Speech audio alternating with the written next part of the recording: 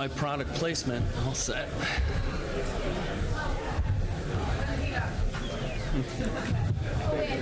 Oh, come on. Good morning, everyone.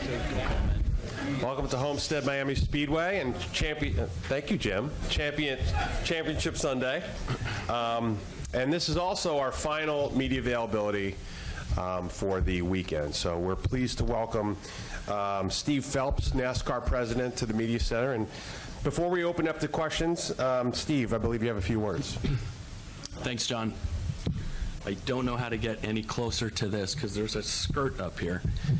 Sorry. Hey, it's a pleasure to be here, and thank you all for coming. Couldn't be happier about what we're going to see this afternoon into this evening. Before I get started, I did want to thank you, the media, for all you do for this sport.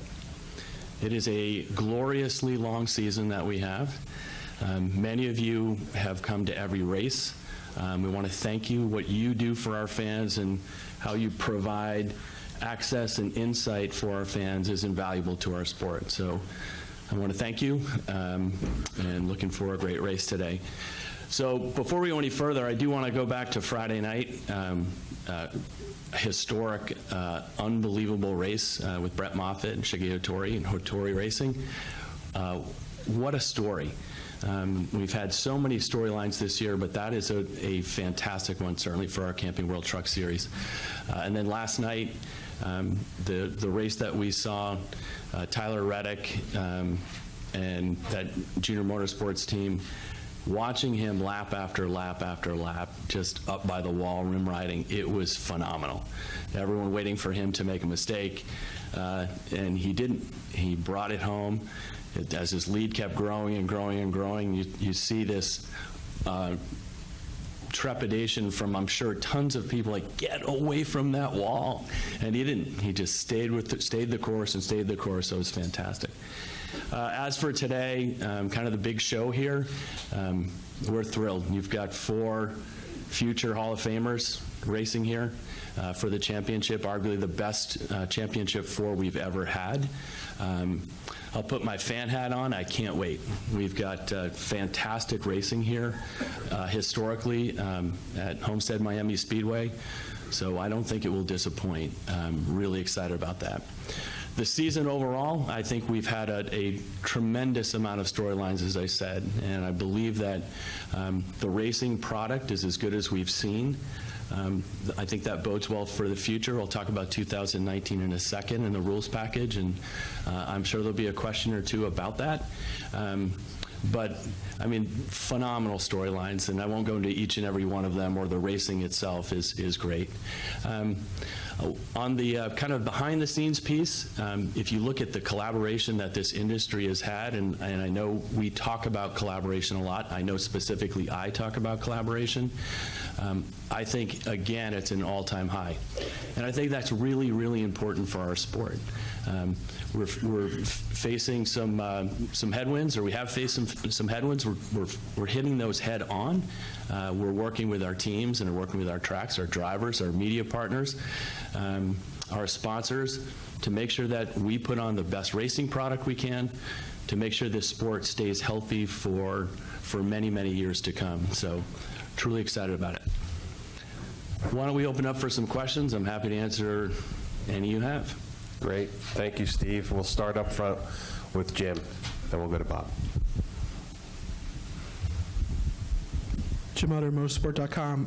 Steve, with the recent announcement by NASCAR of acquiring outstanding shares of ISC and the changes in leadership, including your own position, should people consider maybe not the sport but the organization of NASCAR sort of in a transition stage? And if you agree with that, do you think that, is there a time period of weeks, months, or years in which those changes will be kind of visual to the fan as way as how races are conducted or at tracks or things of that nature? So a lot of pieces in there, Jim, in your question. So let me start with structure. So our chairman and CEO is Jim France. For those of you who have gone to all the races since Michigan, you have seen Jim France at all the races since Michigan. He goes to driver councils, OEM councils, team councils. Jim is involved in the business in a significant way. Jim is a man who has lived NASCAR his entire life. He is a racer through and through. He raced himself. He loves racing. He loves NASCAR. So the top of that pyramid, the top of the structure is incredibly strong. Are there other structural changes that will come down the line? There probably will. I can't speak to the ISC acquisition, but what I will say is, to me, if you look at the message that has been sent from Lisa Kennedy and Jim France, is that we're going to double down on this sport because we believe in it. We believe this sport's going to grow. We believe this sport is its best days are ahead of it. So I'm thrilled to be part of that. I'm thrilled to be part of their management team. We have a lot of opportunity, and we're excited about where we're going. We'll go to Bob, then Jerry, then Jenna. Bob Hocker, CSPN. You mentioned the new Aero rules package. Do you view that rules package as a kind of a savior when it comes to declining ratings and attendance, or, how much do you believe it will impact ratings and attendance versus any impact from initiatives on the marketing or scheduling side? Sure. Bob, I think the rules package was put in place because we want to have the most competitive racing we can. We believe the 2019 rules package does exactly that. What effect it has on ratings or what effects it has on other things that are outside of our control, I can't say. I can say that we do believe that this racing, which today arguably is the best we've ever had, is going to get better. We have a promise to our fans, and that promise is about close, competitive, side-by-side racing, and we believe that this 2019 rules package will give us exactly that. Jerry, then Jenna, then Greg. Jerry Jordan, Kick'emTires.net and PRN. Earlier this year, we sat down and talked about a new model for sponsorships for the future of the sport. With Monster stepping out at the end of next year, can you tell us where we are in that particular aspect of the sport of changing over and that transition that you addressed with us? Sure. So, yeah, we did talk about a new sponsorship model. For those of you that are unaware of what that is, I'll explain it briefly and then try to answer your question, Jerry. So the model was meant to make NASCAR easy to do business with, right? So it combines assets that are from the sanctioning body, from our racetracks, from our broadcast partners, and ultimately the teams as well, because we want the teams to be part of it. And it makes it easy for us for someone to do business in our sport. And we think it will allow us to have sponsors who want to be at the highest level come in and make sure they're activating against the sport in a significant way. And that's what we are expecting of them. Monster has been a great partner for 2 years now. They have one more year. We're excited about their last year. And we will transition to this new model.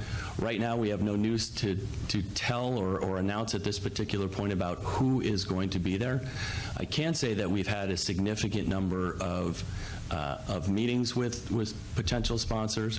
There is a general excitement around what the model could be and where it's going. So I'm bullish on making sure that we have the right sponsors in there, and I'm bullish that it's gonna do what it is intended to do, which is to make sure that we are getting sponsors at that highest level and rewarding them for what they do for our sport. Jenna, Greg, and then Matt. Jenna, yep. Go ahead, Jenna. Jenna Fryer, AP. The 4 championship drivers were asked about how they feel the direction of the sport is going. They all expressed excitement and confidence. The representatives of the 4 championship teams did the same thing. And I think that in light of maybe some of the things that are happening with sponsorship troubles, the 78 team closing, your truck champion not having a job yet for next year, I think that the perception could be that maybe things aren't as great as everyone wants to portray. And I also understand from a collaboration standpoint with your stakeholders, they probably are better than they've ever been. You did mention headwinds. What is NASCAR's position on where you are right now? Is everything great, or is there a lot of work to be done? Listen, we always have work to be done, for sure. The sponsorship component of this, and I have been accused of being Pollyannish before. I believe the state of sponsorship in this sport continues to accelerate in a positive manner. Not just because we have a new sponsorship model coming. If you look at the state of where the teams are, I went to a Penske summit that I was fortunate enough to speak at, and I was speaking to Bud Denker or Tim, and he said, hey, we have 15 new sponsors here. And that's fantastic. You talk to Joe Gibbs, hey, we've got a bunch of new sponsors here, sponsors that have been signed at the sanctioning body. So do I think the state of sponsorship is, we're always seeking to have new sponsors in the sport. We have a competitive advantage over other sports, I believe, because of our great fan base. Our fans understand what it means to be a sponsor of NASCAR, and they understand that product or service or whatever it is, if I support that it helps my sport. So that's the competitive advantage we have. I think we'll continue to make gains on the sponsorship front. Do we have a lot of work in collaboration with our race teams and our racetracks? We do, and that's what we're doing. So we are going to be laser focused on driving consumption, so driving ratings. Our digital and social numbers are doing incredibly well. They're through the roof. So fans are engaging in different ways. We've got 2 great broadcast partners, and those broadcast partners we'll work with them as well. We need to drive ratings, and we're going to do that. So we're singularly focused on that. And I don't know if you can be singularly focused on another thing, but we are going to be focused as well on driving ticket sales. It's important. Is the inspection process and the culture achieving, is that something that needs to be addressed over the off-season? I think that, listen, we're going to look at the inspection process. Will there be changes to it? There might be. That will be up to Steve and his team to figure out the best way to do that and figure out what is going to be in the best interest of the sport. And we'll look at that. Obviously, we'll have discussions with our race teams and make sure that folks are comfortable in the direction that we're going in, but at the end of the day, we will make that decision. Let's go to Greg, Matt, and then Jeff. Hey, sir. Greg Engel, Auto Week. A couple years ago, it was talk about biofuels and going green, and I think you made a very successful transition to that.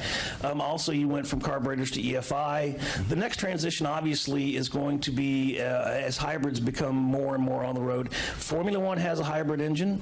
The OEMs yesterday sat on that very stage and talked about how they're looking at it and going forward to that. Do you envision a time when we could have a hybrid type engine in one or more of the series? Sure. I think it's a good question, Greg. I think is electrification on the in the future potentially? Yeah, it certainly is. Can I see a time in the future that we will have that? I definitely do. When we get there, how we get there, what it looks like, there's a lot of work to do between now and then. But I can assure you that we are looking at it right now. Matt, Jeff, and then Lee. Matt Weaver, Auto Week. Kind of a two-pronged question. You guys went to Australia to visit with supercars. You guys talked about the Gold Coast. What is the level of interest there? What did you learn from supercars? And on the international front, are you guys interested in having exhibition races, taking the 3 national tours international in some capacity? Yeah, the trip that Steve and John Probst made to Australia is exploratory in nature. Wasn't specifically about racing down there. It was really more of a sharing of ideas. So I think much was made of that, or more than actually was there.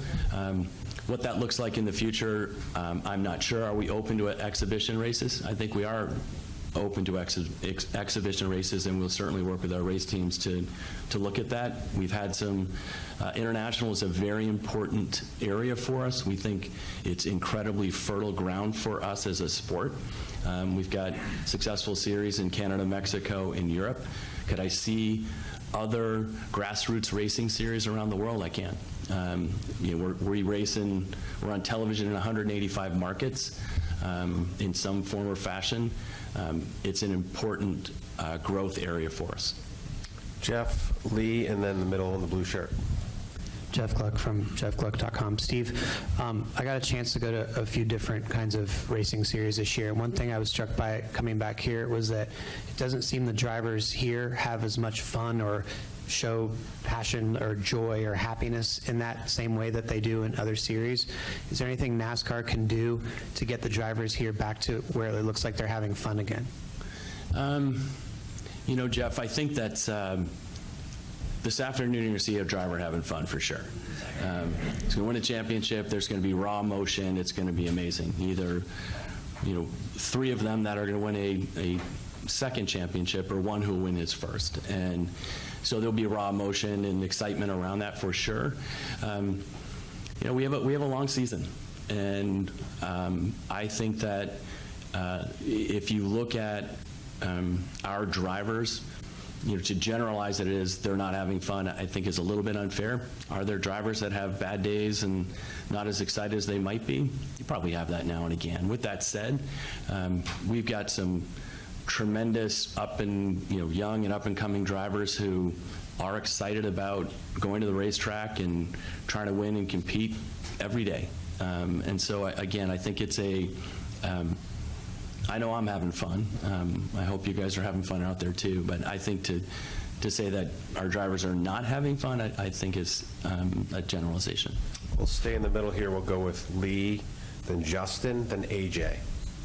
Lee Spencer, RacingBoys.com. Along those same lines, because I was going to ask you the same thing, as somebody who comes from a marketing background, how do we have our drivers market the sport, to be ambassadors for the sport, to show, you know, more of their personalities so they can be the best possible people out there selling the sport for you, for us, you know, for everyone? No, listen, our drivers are the single most important ambassadors for our sport. There is no question about that.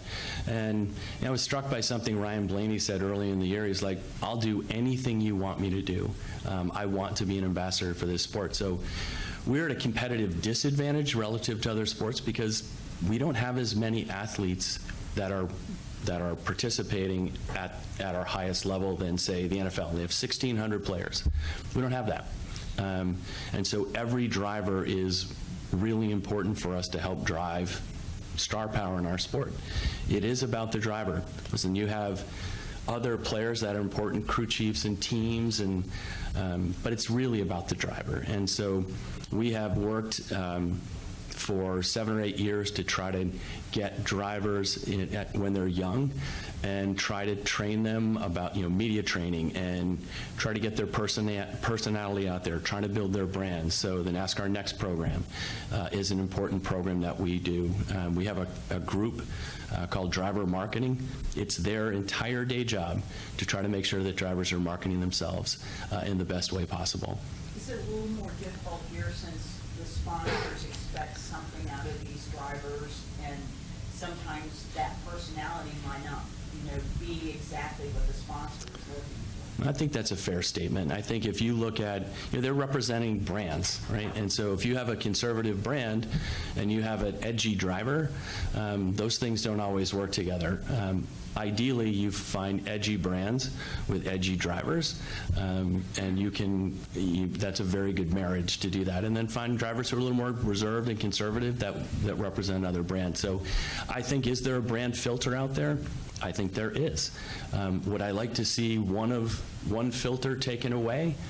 I would love to see that, because our fans want to have their driver be authentic. And if their driver is a difficult driver, so be it. If their driver is a super nice guy, then that's what the fan wants to.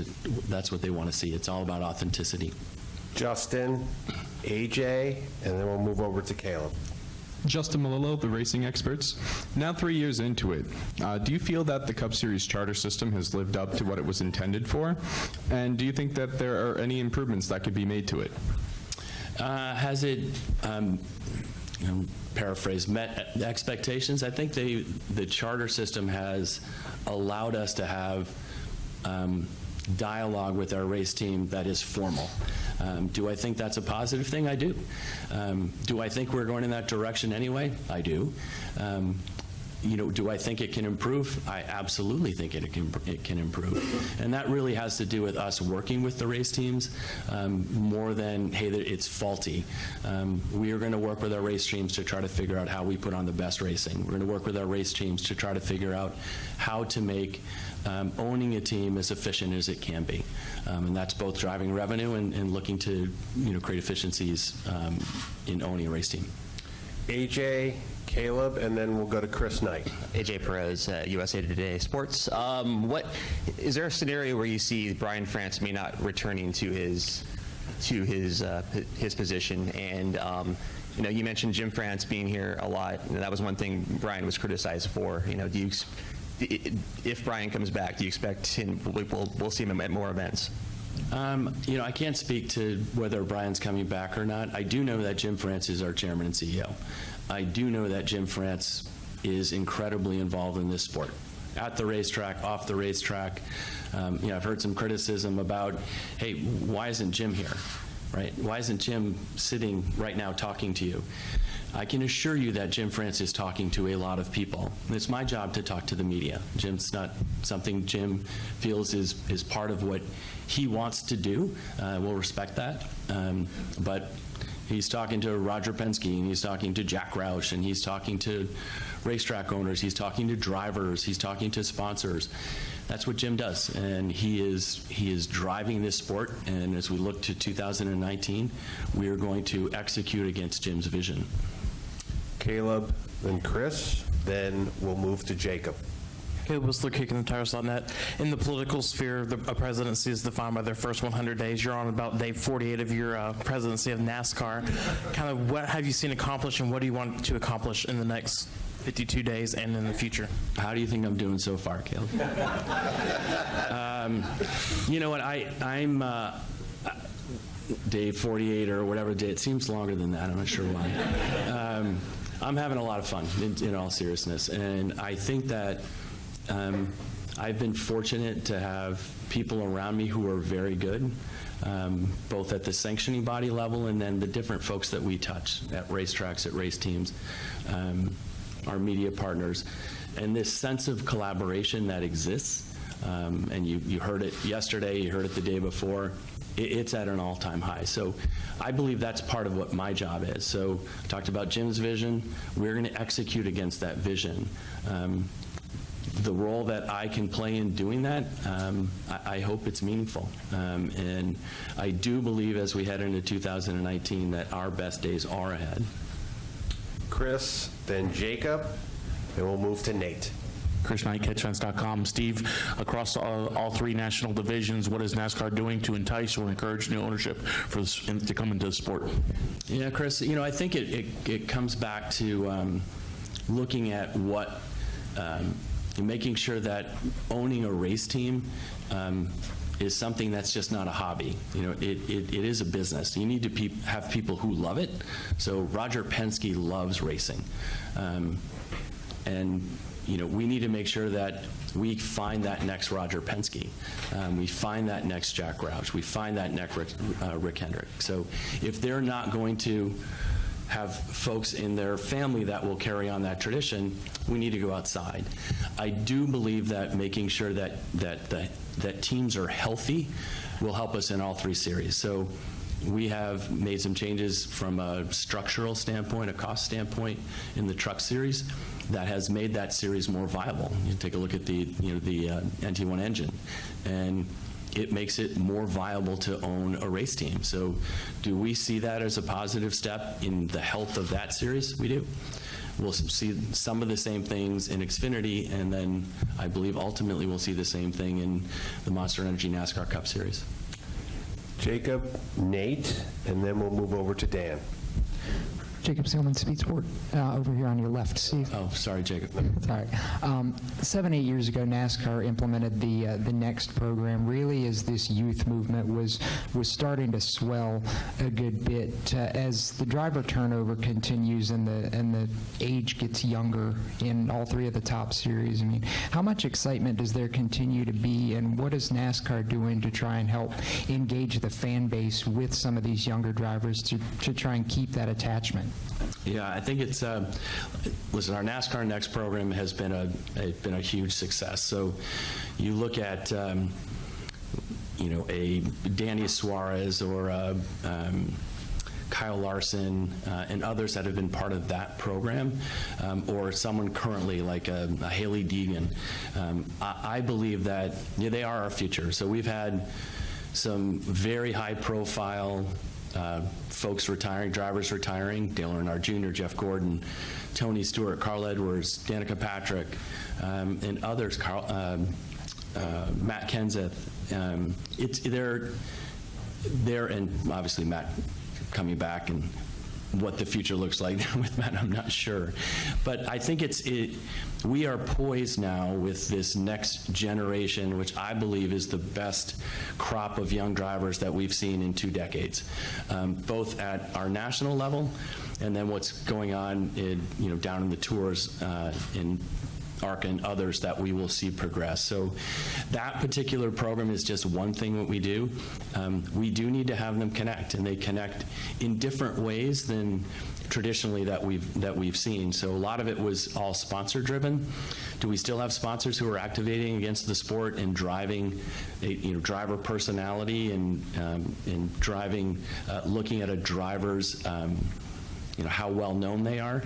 We have some of that, but we need to make sure that they're doing things themselves. So we have some of our own channels, whether it's NASCAR Social, NASCAR Digital, and then they have their own social opportunities, and then working with their race teams and their sponsors. So it takes a village, and it is important for us to make sure that we have the tools in place that allow those drivers to be successful. So when it is their turn to get on the big stage, that they can take advantage of it, and our fan base knows who these drivers are. All right, we'll move to Nate, then Dan, and Deb. Nate Ryan, ABC Sports. Steve, when do you expect the ISC transaction will close, and what type of structural changes are you expecting? Is NASCAR planning to make a similar bid for SMI, and are there any plans by NASCAR to sell off any interest to outside organizations? Nate, I can't comment on the first one. I can't comment on the second one. I can't comment on the third one. Triple play. You can ask another question. I'd be happy to answer another question that you might have. Anything else, Nate? Those are the answers I was supposed to see. All right. Dan. Dan Gelston, the Associated Press. There have been various people lobbying for changes to the schedule, shortening the season. Which kind of changes, as NASCAR evolves, do you feel are most realistic to happen in regards to the schedule and shortening the number of tracks you go to? And what's not in play? Are there some things that are so ingrained in the sport that you're not willing to consider changing? In short answer, Dan, I think everything's in play. So we've heard from our fan base that they would like to see more short track racing. They want to see more road courses. They'd want to see less cookie cutter tracks, whatever that means. I think that we are looking with our broadcast partners and with our tracks and with our teams and drivers to get input on what each of them believes would be an ideal schedule. And then we're obviously doing fan research as part of it. So do I believe that everything is on the table? I do. Will we see a lot of the things that have been talked about? So more short tracks, more road courses, double headers, midweek racing, pulling the season forward, all those things would be in play. Don't know what's going to happen, but we are working diligently on what a 2020 schedule would be. As soon as we have something to talk about, we will get to you. Go to Deb, then John Haverland, and Brendan. Deb. Deb Williams, RacingToday.com. Steve, in talking with a lot of new fans or fans on the peripheral of the sport, they have the mentality, or they think that if a driver is not competing in the Cup Series, they're not in NASCAR. They don't understand the extent of NASCAR. When the sport was growing like a wild freight train, Jim Hunter was going to all short tracks every week on the plane. With the acquisition of ARCA, do you foresee maybe NASCAR strengthening it's sanctioning among the short tracks again, and helping the short tracks build a fan base that in turn builds the base all the way up? Yeah, that's a good question, Deb. I don't know. We're obviously in discussions with Ron and the folks at ARCA on a weekly basis about what the future of that series looks like, what the future of our touring series looks like. So a lot of dialogue that's there. We have, and I have stated publicly, we are going to work with our short tracks to try to make sure that from a cross-promotional standpoint, us promoting short track, the short tracks, and the short tracks promoting the big tracks, that's something that we are interested in doing. So as part of our 2019 plans, we will work with our racetracks to make sure that we are working with them in order to find ways to drive attendance both ways. So, and I'm excited about what that looks like. Is that a panacea for any attendance headwinds that we've had? It's not, but I think there's a strengthening that will happen for both that will be good for both entities, to be good for motorsports in general. We'll go to the far left to John, then in the middle to Brendan, and back to the left for Christian. John Heverland, ESPN Albuquerque. Last month it was reported that ISC and IndyCar were discussing a potential NASCAR IndyCar doubleheader. Obviously, it doesn't look like that's going to happen next year, but is that something that discussions are continuing with, like either Jay Fry or Mark Miles? And is there a possibility that it could be maybe a road course instead of an oval? I think it's, again, I'll go back to the 2020 schedule is something that we're looking at right now. Whether it would include IndyCar and NASCAR, I know that there are people that would like to see that. I think it would be a good show. We have to figure out how that works and kind of the broader plans of what our schedule looks like for 2020 and beyond. So do we have conversations with Mark and Jay?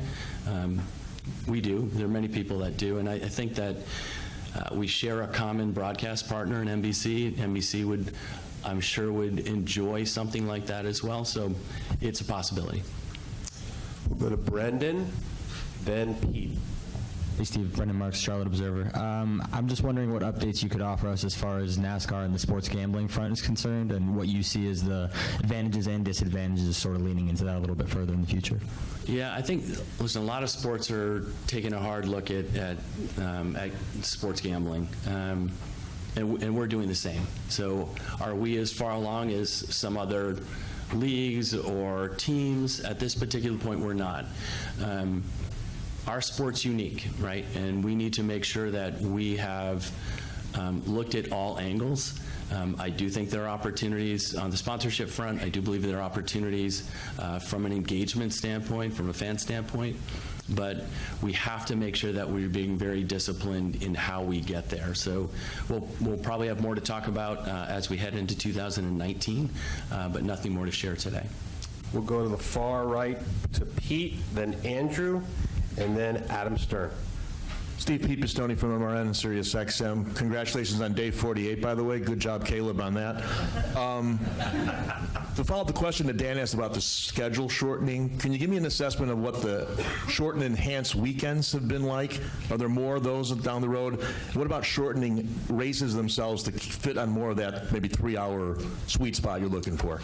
Yeah, I think, Pete, not to give you a middle-of-the-road answer, which I'm going to give to you. I think there's, we have shortened some races, as you know. Is it something we'll continue to look at? It will. Obviously, our 2019 schedule is set. So, again, not to be repetitive, but I think all those things are on the table.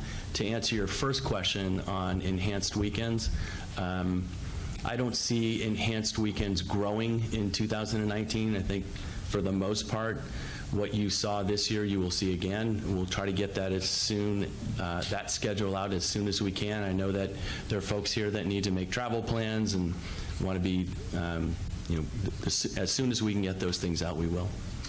Andrew, Adam, then Tom. Andrew Garland, NASCAR Acceleration Nation. With the world growing more digital, social media on the rise, for the years to come, are you guys looking at different horizons, new outlets to promote the sport, especially for young fans? Yeah, Andrew, I think that's a good question. The short answer is yes. What those are, we need to work with people like you to make sure that we continue to understand where young people, Gen Z, where you're getting your information, how you're getting your information, what are those tools. You look back, 5 years ago, the landscape looked completely different, 2 years ago, than what it does today. Today, we've got Snapchat doing a live story. That's something that it didn't exist. And so for us to make sure that we are looking at those outlets are really important. We need to make sure we as a sanctioning body are going and meeting fans where they are. And so whether that's new social media, it's digital media, whatever that piece is going to be, or that medium is going to be, we need to be there. Adam, and then Tom. Adam Stern, Sports Business Journal. Steve, with the talk of possibly switching up the schedule in 2020, can you give any clarity as to how the 5-year track sanctions may affect that or not, and whether, if it does affect it, 2021 might be the more big shakeup? So, to your question, Anna, we do have 5-year sanctions. That 5-year sanctions go through the 2020 season. So if we are going to make significant changes to our schedule, we need to make sure that our tracks are on board with what those significant changes would be. Do I think that our tracks are interested in looking at that? I know they are. And they're doing that because that's what our fans want. So is every single decision or everything a fan will want, are we going to do that? Probably not. But for us, yes, we will need to have significant conversations both with our racetracks and the broader industry, but the racetracks in particular, if we're going to have significant race schedule changes for 2020. In 2021, you can blow the whole thing up, though, right?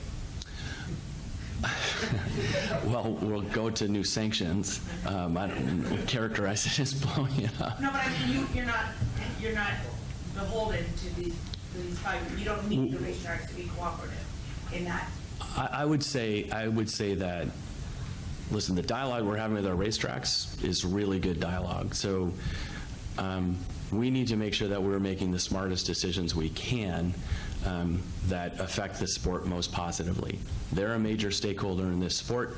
Teams are a major stakeholder in this sport. Our broadcast partners are a major stakeholder in this sport, all making go around with the fan base. So listening to all those inputs and all that data is an important way is the way that we are going to make informed decisions for both 2020 as well as 2021. We'll go to Tom and then close with Brian.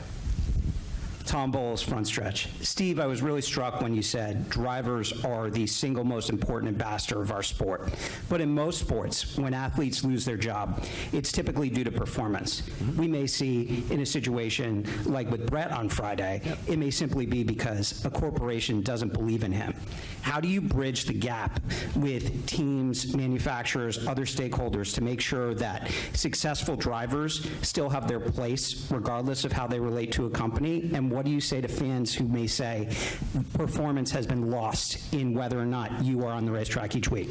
Yeah, listen, I'll address the Brett situation first and then more broadly. Listen, Brett Moffitt is obviously a very talented race car driver who has won more this year, obviously, than he's ever won. He has a bright future. What that future looks like, I don't know.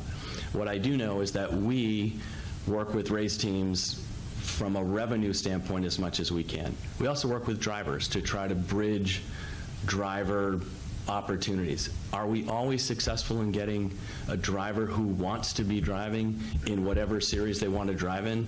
No. But there are a lot of historical things that we have done to try to make sure that if a driver is interested in continuing, that driver has that opportunity. The last question from Brian. Brian Eberly, Motorsports Tribune. Steve, can you kind of comment and give your thoughts on how you think the ARC acquisition is going, and then with everything you've talked about here this morning, how that series kind of fits in with your initiative as a direction? Yeah, I think, as I said before, I think it's, we have a weekly call with them, and there are other folks that are actually meeting daily. ARCA, I think ARCA is a great opportunity for us. How we look at it from a branding standpoint, how we look at it from a racing standpoint, and what that's going to look like in the future, there is a lot of dialogue that's happening right now. I don't know exactly how that's going to look, but I do know that it's, we want this, again, bring it back to the fan. We want it to be something that the fans want to see, right? What is the best racing at that level of series that is going to continue to reward the fan base that we have, that watches the ARCA series? And again, do we overlay, K&N East and West? What do those series look like? What are those owners saying? So there are just a lot of things in play there that we will, as we head into the 2019 season, that will start to play out, and we'll get that out to you guys. How involved should that be with 2019 kind of goes on? Will we see that kind of grow more as we go on? Yeah, I think, listen, there are, again, if you look at, on the NASCAR side, Brandon Thompson kind of leaves that for us, and he's doing a great job working with Ron and his team. There's sales opportunities that both organizations are looking at, so they're integrated. So although there will be separate and run schedules for 2019 that will look the way they have traditionally looked, there is a coming together behind the scenes that will inform what happens in 2020. Steve, before we close, any final words? Again, I just want to thank you all for what you do for the sport. It really is important, and I can't thank you enough. I know it's not always easy. I know that there are times that can be quite difficult, and I know there are times that you guys are in general, on the road. You're just on the road a lot. And so the end of a fantastic season, I just, again, want to say thank you. Thank you, Steve. And have a great Sunday, everybody. Enjoy the race.